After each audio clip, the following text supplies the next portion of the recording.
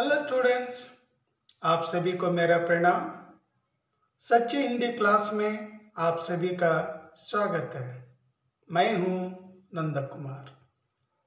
आज और एक नई कहानी के साथ आपके सामने उपस्थित हूं। यह कहानी फर्स्ट पीयूसी वॉल्यूम की है। कहानी का शीर्षक है मधुआ। इस कहानी के लेखक है जयशंकर प्रसाद। यह कहानी इस प्रकार है।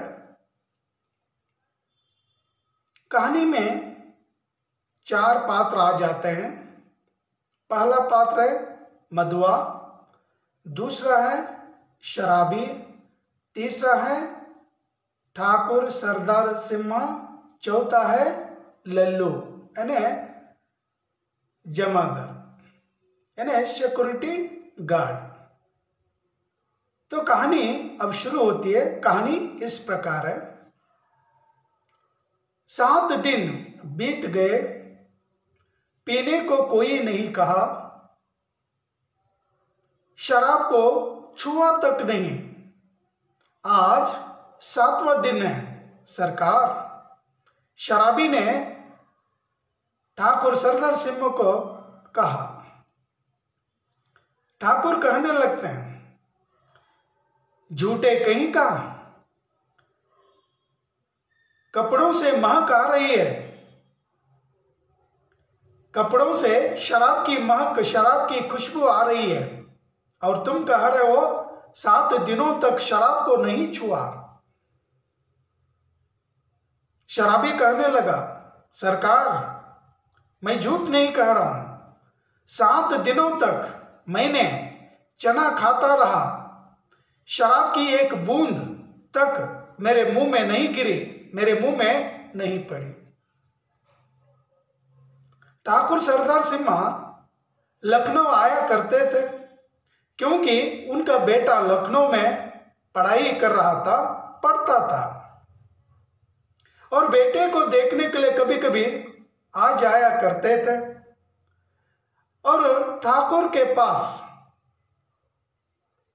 एक आदत थी, कहानी सुनने का चस्का था। चस्का यानी आदत।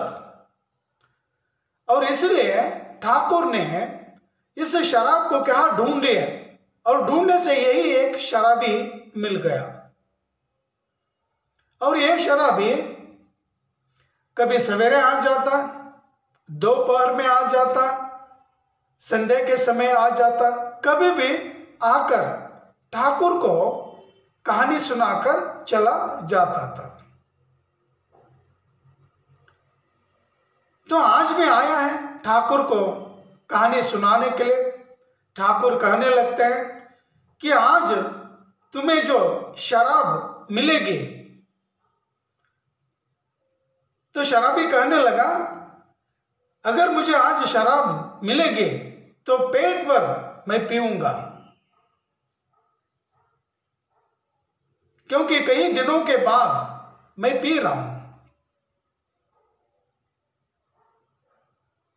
ठाकुर कहने लगते हैं, अच्छा ठीक है, अब आप तो मेरे पास आ गए हैं, लेकिन यहां आने से पहले सारा दिन आप क्या किए? शराबी कहने लगा, सरकार मैंने झोपड़ी में न घर में 12 बजे तक सोता रहा, वो भी चादर ओढ़कर सोता रहा, और सूरज को मुंह तक नहीं दिखाया, अपनी शक्ल तक नहीं दिखाया। जब 12 बज गया, 12 बजने के बाद मैं उठा और उठकर पराठे वाले के पास चला गया, क्योंकि पराठे वाले ने पराठा सेक रहा था, और पराठा खरीद कर मैंने खा लिया। और ठंडी लग रही थी, क्योंकि गोले पड़ रहे थे, ठंडी लग रही थी। जहां पर पराठे सेक रहा था, वहीं पर मैं अपने शरीर को सेकने लगा, गर्म करने लगा। तब मैं गोमती चला गया, और गोमती जाकर वापस क्या आने लगा। बहुत ही ठंड क्या पड़ गई, गोले गिरने लगे, तब आपके पास आया हूं। तो ठाकुर कहने लगा, ठीक है, आज मुझे ऐसी कहानी सुनाना, मजेदार कहानी। पहले भी आप बेगमों की दुख भरी कहानियां, शहादतों की दुख भरी कहानियां और करुण की कहानी आपने सुना दी है। आज मुझे वो कहानी नहीं चाहिए। मुझे ऐसी कहानी सुनाना, वो कहानी सुनने पर मुझे क्या, हंसी आनी चाहिए, यानी मुझे खुशी मिलनी चाहिए। ऐसी कहानी आज मुझे सुनाना। केवल जो घुटुर घुटुर कर जीने वाली जो बेगम है और उनका जो दुख है और दुख भरी कहानी आप सुनाया करते थे, वो कहानी आज मत सुनाना। उस दिन मुझे एक कहानी सुनाए थे ना, असफउद्दौला ने अपनी बेटी की झोली में मोती के टुकड़े रख दिए थे और वो लड़की, असफउद्दौला की लड़की ने उन मोतियों को भुट्टे के दाने समझकर खाने लगे, चबाने लगे। जैसे कट कट आवाज आई, वो लड़की थू थू कहकर थूक दी। ऐसे मुझे मजेदार कहानी आज सुनाना। तो ठाकुर कह दिए और ठाकुर कहने पर शराबी मान लिया। ठीक है साहब, ठीक है सरकार, आज मजेदार कहानी आपको सुनाऊंगा। लेकिन जब कभी भी आपको मैं दुख की कहानी सुनाता हूं, मुझे रोना सा आ जाता है। उस दुख को भुलाने के लिए मैं ये शराब पीता हूं, क्योंकि शराब पीने से एक घड़ी मुझे खुशी मिलती है। सारी जिंदगी में क्या दुख ही दुख देखने के लिए मिलता है, और दुख से भरी हुई ये जिंदगी है, दुख से भरा हुआ ये जीवन है, और पल की खुशी के लिए शराब का सहारा लेता हूं। और उनकी कहानी, उनका दुख देखकर मुझे भी क्या दुखी होना पड़ता है। तो आज आपको अच्छी कहानी क्या सुनाऊंगा। तो दोनों के बीच बातें चल रही थी, बातें हो रही थी, और ये तो रात में आ चुके हैं, और रात में आने के कारण शराबी की बातें सुनते सुनते सुनते सुनते जा रहे थे ठाकुर। तभी ऊँघने लगे, उन्हें नींद आने लगी। जैसे नींद आने लगी, शराबी को ठाकुर कहने लगे, मुझे नींद आ रही है, एक काम करना, वहां पर 1 रुपया पड़ा है, 1 रुपया रखा हूं, वो 1 रुपया लेकर तुम चले जाना। और जाते जाते गेट के पास जो लल्लू है जमादार, सिक्योरिटी गार्ड, उस सिक्योरिटी गार्ड को अंदर भिजवा देना, इन्हें अंदर भेजना। तो ठाकुर की बात मान लिया, क्योंकि आंख मूंदने लगी थी ठाकुर की, नींद आने लगी थी, और ठाकुर कह दिया कि वहां पर 1 रुपया पड़ा है, वो ले लो। 1 रुपया ले लिया शराबी और बाहर आने लगा। जैसे बाहर आने लगा और गेट के करीब करीब आया, पास आने पर एक छोटे लड़के की आवाज आने लगी, सिसकने की आवाज आने लगी, जैसे छोटे बच्चे रोते समय सिसकियां लेते हैं, सिसकियां लेते हैं, उन सिसकियों की आवाज सुनाई देने लगे। जैसी सिसकियों की आवाज सुनाया शराबी, गेट के बगल में जो कोठरी है, एक रूम है, वो रूम किनका है? लल्लू का, जमादार का है, यानी सिक्योरिटी गार्ड रहते हैं ना गेट के बगल में, तो उनके लिए एक रूम होता है। उस रूम में लल्लू ने एक छोटा सा जो लड़का है, उस लड़के को गाली देने लगा। वो लड़का कौन था? मधुआ था, छोटा लड़का है, और वो मधुआ रोने लगा। वो मधुआ क्यों रो रहा था? क्योंकि ठाकुर का जो लड़का है, कुंवर है, वो कुंवर उस मधुआ को मार दिया था, क्योंकि खाना मांगने से उसे मार दिया था। वो मार खाकर रोने लगा था और खुद लल्लू भी कहने लगा, सुअर, अगर तू ज्यादा अगर रोएगा तो मैं भी 2-3 थप्पड़ का दे दूंगा। चल अब चुप बैठना, क्योंकि कुंवर साहब ने तो केवल 2 थप्पड़ मार दिए। क्या 2 थप्पड़ मारने से इतना रोएगा सुअर तू? वो भी गाली देने लगा। और शराबी आया और शराबी आकर जमादार को कह दिया कि मालिक, सरकार आपको बुला रहे हैं। वो चला गया अंदर और शराबी देखा छोटा सा लड़का है, उस लड़के का हाथ पकड़ लिया और हाथ पकड़ने से शराबी पूछते हैं, हे लड़का, तू क्यों रो रहा है?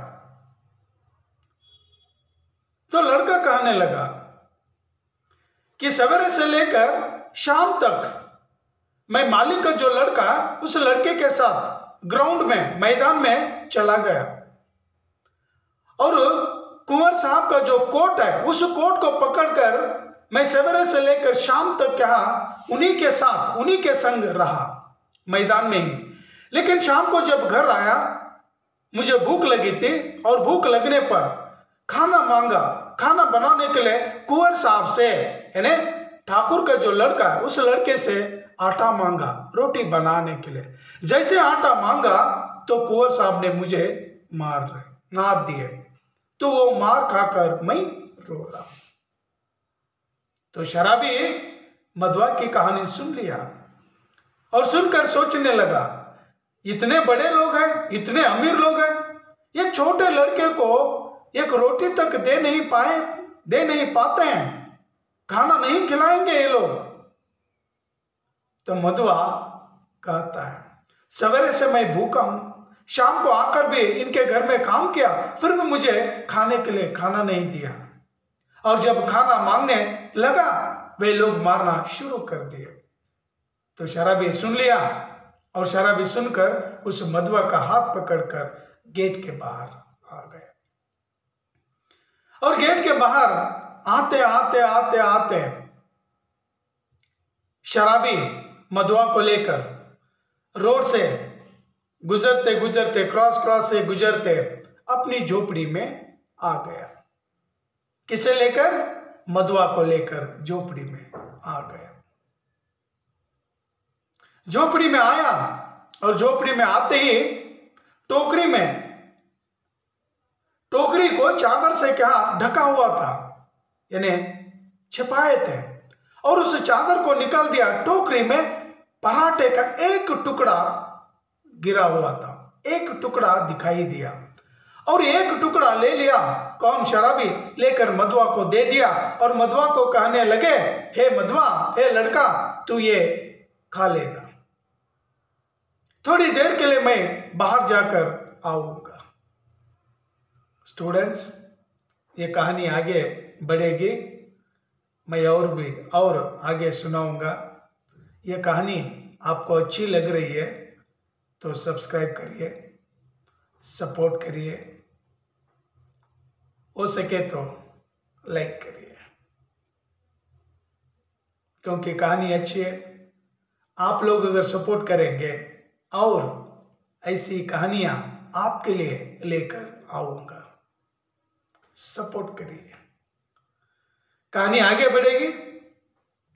मधुआ खाने लगा और मधुआ जैसे ही खाने लगा शराबी बाहर आया, झोपड़ी के बाहर आया, और झोपड़ी के बाहर आया आते सोचने लगा कि शराबी के पास तो 1 रुपया था, वो भी ठाकुर सरदार सिम्हा दिए थे, और 1 रुपये से क्या क्या लेना चाहिए वो सोचकर रख लिया था। कौन? शराबी। आधा बोतल लेना चाहिए शराब का बोतल, हाफ। 2 आने का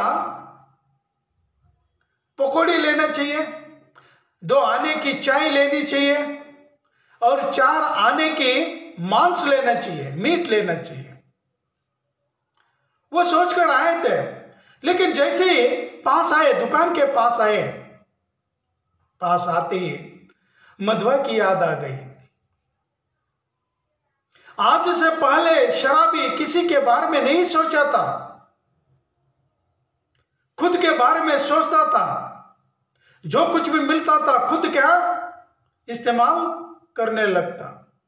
लेकिन आज शराबी के जीवन में एक मधुआ आया, एक लड़का आया। एक लड़का आने से लड़के के बारे में सोचने लगा, यहां सोचने लगा कि उस लड़के का भी पेट यानी गढ़ भरना है। जो गढ़ भरना है तो उसके लिए भी कुछ ले जाना चाहिए ना। ये जो प्लान डाल दिया था, शराब लेना, पकौड़ी लेना, मांस लेना और चाय लेना, ये सब कुछ क्या छोड़ दिया और मिठाई के दुकान आ गया। 1 रुपए में जो जो चीजें आ जाती है, खाने की चीजें, नमकीन चीजें, सारी चीजें खरीद लिया और खरीद कर झोपड़ी की ओर आ गया। जैसे ही झोपड़ी के अंदर आ गया, कौन? शराबी और मधुआ लड़का शराबी को देखकर हंसने लगा और शराबी कहने लगा, क्यों खुश हो रहा है? खाने के लिए जो लेकर आए हो ना, इसे देखकर खुश हुए? तो दोनों आमने सामने बैठकर दोनों भी क्या पेट भर खा लिए। ऐसे खाने लगे कि दोनों दोस्त हो और दोनों मित्रों की तरह खाने लगे और दोनों भी खाए। कुछ चीजें बची है खाने की चीजें और मधुआ को शराबी कहने लगा, ये चीज जो बचे है ना तुम कल खा लेना। मधुआ भी खाया, शराबी भी खाए और मधुआ खाकर अब सोना चाहिए ना, खाने के बाद सोना चाहिए क्योंकि रात के 10 बज चुका था और सारे लोग 10 बजे खाते हैं और सोने का भी समय है और खाने के बाद सोने लगा। जैसे सोने के लिए सोचा, मधुआ जमीन देख लिया, जमीन तो क्या है गीली हो चुकी है, वेट हो चुकी है, कीचड़ बन चुका है झोपड़ी में। तो उस गीले जगह पर वो कैसे सोएगा? देख लिया एक कील में शराबी का एक पुराना कोट टंगा हुआ था, हैंग कर दिया था और उस कोट को ले लिया, कोट पहन लिया और कोट पहनकर गीली जगह पर सो गया। कौन? मधुआ। शराबी भी सोया, दोनों सारी रात सो गए। दिन निकल कर आया, दिन हो जाने से शराबी उठा और जैसे ही शराबी उठा, ये मधुआ भी अंगड़ाई लेकर ये भी उठा। जैसे ही उठा मधुआ, उठते ही शराबी कहने लगे, हे मधुआ यानी हे लड़का, जो भी चीज बची है वो तुम खा लेना। बिना मुंह धोए, बिना हाथ धोए वो खाना शुरू कर दिया और जब खा लिया, खाने पर शराबी पूछने लगा, हे लड़का तुम्हारा नाम क्या है? तो वो कह दिया मधुआ है। हे मधुआ, अब तुम खा लिए और तुम अपनी राह लेना, तुम यहां से अब चले जाना। मधुआ कहने लगा, मैं कहां जाऊं? मैं कहीं नहीं जाऊंगा। तो इतनी सी बात सुन लिया कौन? शराबी। और शराबी सुनने के बाद शराबी बाहर आया। शराबी बाहर आया और बाहर आकर गोमती नदी की ओर क्या जाने लगा। गोमती चला गया और जाकर हाथ मुंह धोना शुरू कर दिया। जैसे हाथ मुंह धोना शुरू कर दिया, पूरा फाग क्या फैला हुआ था, चारों ओर क्या धुआं ही धुआं, ठंड पड़ने लगी थी, ठंडी थी। और जैसे ही वो हाथ मुंह धो रहा था गोमती नदी में, गोमती में, और ऊपर से कोई पुकारने की आवाज सुनाई दी, हे भले मानुस। एक बार आवाज सुनाई दी तो देखा कोई दिखाई नहीं दिया और दोबारा पुकारने की आवाज सुनाई दी, हे भले मानुस मैं हूं, इधर देखना। तो शराबी हाथ मुंह धो लिया और ऊपर आया और ऊपर बरोबर आकर देखता है पुकारने वाले और कोई नहीं थे, राम जी थे। वो भी परिचित व्यक्ति थे, अजनबी नहीं है। उस राम जी को शराबी जानता था और शराबी को राम जी कहने लगे, हे मानुष, कितने दिनों के बाद मिल रहे हो? इतने दिनों कहाँ रहे? और आप मेरे रूम में, मेरे कमरे में जो सान रखे हैं, जो पत्थर रखे हैं ना, चाकू छुरा शार्प करने का जो पत्थर है, वो सान मेरे कमरे में रखे हैं और उस सान की वजह से मेरी चीजें रखने के लिए जगह नहीं मिल रही है। और तुम मेरे साथ आना, तुम्हारा जो पत्थर है, तुम्हारी जो सान है, उस सान को ले जाना। शराबी कहने लगा, ठीक है, हाँ मुझे याद आया, मेरी सान वहीं पर है, मेरा जो पत्थर है ना, वो पत्थर आपके पास ही है। और राम जी कहने लगे, मैं उस रूम का 2 रुपया किराया देता हूं, तुम्हारी चीजें रख लेने के लिए नहीं है, मैं खुद अपनी चीजें रखने के लिए मैं 2 रुपये किराया देता हूं, आज तुम अपनी शान को ले जाना। तो राम जी के साथ शराबी आया राम जी के घर, राम जी के कमरे में, और आकर जो शान है, जो पत्थर है, उस पत्थर को उठा लिया और उठाकर झोपड़ी आ गया। जैसे ही झोपड़ी आ गया, आने पर मधुआ खा पी कर आराम से बैठा हुआ है और मधुआ को दिखाया, कौन? शराबी। हे मधुआ, देखने ये शान है, ये पत्थर है, छुरा चाकू जो भी चीज है, तेज करने का पत्थर है।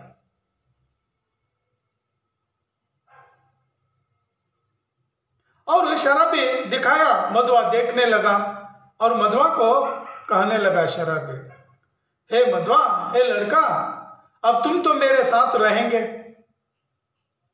अब तुम्हारा भी पेट क्या पालना है मुझे और खुद का भी क्या पेट भर लेना है, तो कुछ ना कुछ काम करना चाहिए ना।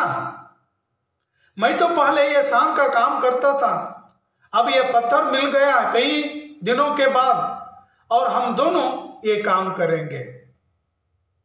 तुम तैयार हैं काम करने के लिए? शराबी पूछने लगा, किसे? मधुआ को। मधुआ भी हाँ मिलाया, हाँ मैं ये काम करूंगा। मधुआ को शराबी कहने लगा, अगर मेरे साथ अगर आते हुए काम करते हुए तुम्हारे बाप अगर देख लिए तो क्या कहेंगे? शराबी को मधुआ कहने लगा, मेरे बाप मर चुके हैं, मुझे कोई नहीं है। जब कोई नहीं है तो मेरे बारे में कौन पूछेंगे? तो शराबी एक टक उसी को ही देखने लगा, मधुआ को देखने लगा। ठीक है, जहां जहां मैं काम करने के लिए चला जाऊंगा, रात में पेड़ के नीचे भी सोना पड़ेगा, तुम सोएगे ना? पूछने से मधुआ कहने लगा, हाँ, आप जहां कहेंगे वहां पर मैं सो जाऊंगा, जो कहेंगे वो करूंगा। तो काम करने के लिए तैयार है? मधुआ को कह दिया। मधुआ कहने लगा, हाँ मैं तैयार हूं। तो ये पत्थर उठा लिया, कौन? शराबी, और मधुआ को एक गठरी थमा दिया और गठरी उठा लेने के लिए कह दिया, कौन? शराबी। और दोनों शाम का काम करने के लिए दोनों क्या झोपड़ी के बाहर आ गए। अब दोनों काम करने के लिए जाने लगे। यहीं पर कहानी समाप्त होती है। यानी इसका मैसेज क्या है? मनुष्य के जीवन में अगर कोई होते हैं तो उनके लिए तो कुछ ना कुछ जुगाड़ करना ही पड़ता है। अगर हमारे जीवन में अगर कोई नहीं है तो दूसरों के बारे में सोचना हमारी बस की बात नहीं है। तो इसलिए हमारे जीवन में कोई ना कोई रहना चाहिए। फैमिली है तो फैमिली के बारे में सोचेंगे, बच्चों के बारे में सोचेंगे, हर किसी के बारे में सोचेंगे।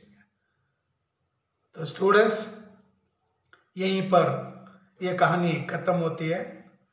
ಸ್ಟೂಡೆಂಟ್ಸ್ ಇಲ್ಲಿಗೆ ಈ ಸ್ಟೋರಿ ಮುಗಿಯುತ್ತೆ.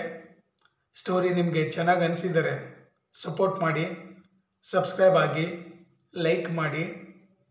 ಮುಂದೆ ಕೂಡ ನಿಮಗೆ ಒಳ್ಳೊಳ್ಳೆ ಸ್ಟೋರಿ ತರ್ತೀನಿ.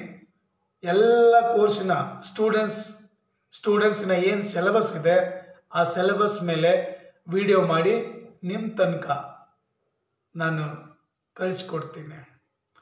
ಫಸ್ಟ್ PUC ಇರಲಿ, ಸೆಕೆಂಡ್ PUC ಆಲ್ರೆಡಿ ನಾನು ಮಾಡಿದ್ದೀನಿ. ನಮ್ಮದು ಇನ್ನೊಂದು ಚಾನಲ್ ಇದೆ, ಪ್ರೊಫೆಸರ್ ಕೆ ಕ್ಲಾಸ್. ಅದು ಕೂಡ ನೀವು ಸಬ್ಸ್ಕ್ರೈಬ್ ಆದರೆ ಸೆಕೆಂಡ್ PUCದು ಎಲ್ಲ ವಿಡಿಯೋ, ಎಷ್ಟು ಲೆಸನ್ಸ್ ಇದೆ, ಎಷ್ಟು ಪೋಯಮ್ ಇದೆ, ಅದರ ಮೇಲೆ ಎಲ್ಲ ಮಾಡಿದ್ದೀನಿ. ಆ ಚಾನಲ್ ಕೂಡ ಇದೆ, ರನ್ನಿಂಗಲ್ಲಿ ಇದೆ. ಅಲ್ಲೂ ಕೂಡ ನಾನು ವಿಡಿಯೋ ಮಾಡಿ ಬಿಡ್ತಾ ಇರ್ತೀನಿ. ಅದು ಕೂಡ ನೀವು ಮಾಡಿಕೊಳ್ಳಿ, ಸಬ್ಸ್ಕ್ರೈಬ್ ಆಗಿ, ಅಲ್ಲೂ ಕೂಡ ಸಪೋರ್ಟ್ ಮಾಡಿ. ಸೊ ಇಲ್ಲಿ ಕೂಡ ಫಸ್ಟ್ PUC ಇರಲಿ, ಆಮೇಲೆ ಡಿಗ್ರಿ, ಯಾವುದೇ ಡಿಗ್ರಿ ಇರಲಿ, BCom ಇರಲಿ, BCA ಇರಲಿ, BBA ಇರಲಿ, ಆಮೇಲೆ BSc ಇರಲಿ, ಯಾವುದೇ ಕೋರ್ಸ್ ಇದ್ದರೂ ಕೂಡ ಆ ಕೋರ್ಸಿನ ಸಿಲೆಬಸ್ ಮೇಲೆ ವಿಡಿಯೋ ಮಾಡಿ ನಿಮಗೆ ಮುಟ್ಟಿಸುವಂಥ ಜವಾಬ್ದಾರಿ ನಂದು. ಸೊ ಸಪೋರ್ಟ್ ಮಾಡಿ. ಇಲ್ಲಿಗೆ ಈ ವಿಡಿಯೋ ಮುಗಿಸ್ತಾ ಇದ್ದೀನಿ. यहीं पर ये वीडियो समाप्त करूँगा. अगली मुलाकात फिर होगी अगली कक्षा में. तब तक के लिए धन्यवाद. Thank you. जय हिंद. वंदे मातरम.